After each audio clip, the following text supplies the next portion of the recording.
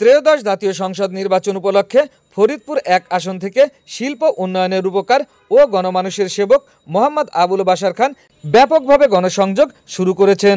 গণসংযোগের অংশ হিসেবে ১ ডিসেম্বর ২০২৫ সোমবার সকাল ১০টায় তিনি মধুখালী থানার সামনে থেকে শুরু করে মধুখালী বাজারের বিভিন্ন স্থানে গণসংযোগ চালিয়েছেন।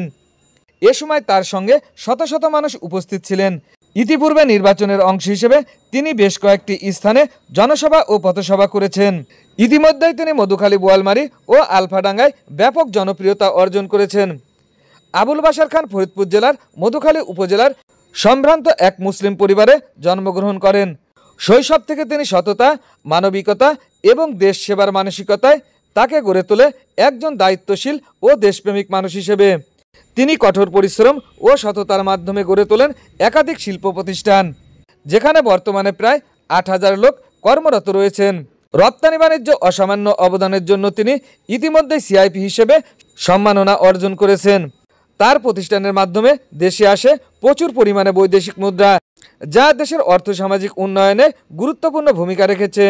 কৃষক, শ্রমিক, মেহনতি মানুষের জন্য তিনি সবসময় কাজ করে থাকেন। এলাকায় যে কোনো মানুষ বিপদ আপদে পড়লে তিনি সবার আগে এগিয়ে যান। সমাজের মানুষের কল্যাণে এক নিরহংকার মানুষ তিনি। সর্বজন সমাদৃত এই গুণী মানুষটি ফরিদপুর ১ আসন থেকে সংসদ সদস্য প্রার্থী হওয়ায় স্বাগত জানিয়েছে সর্বস্তরের মানুষ। ফরিদপুরের মধুখালী থেকে মোহাম্মদ জুয়েল শরীফ।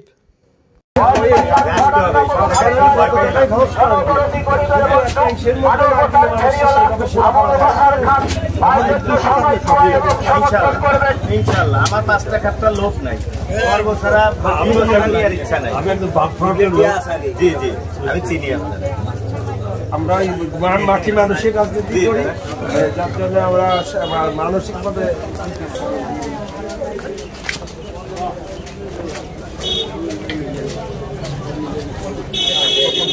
ফরিদপুর ১ আসন স্বতন্ত্র প্রার্থী আবুল বাশার খান, বোয়ালমারী, আলফাডাঙ্গা, মধুখালী নয়নের মণি প্রার্থী ভাইসেপ্পে সবাই দোয়া এবং সমর্থন করবেন।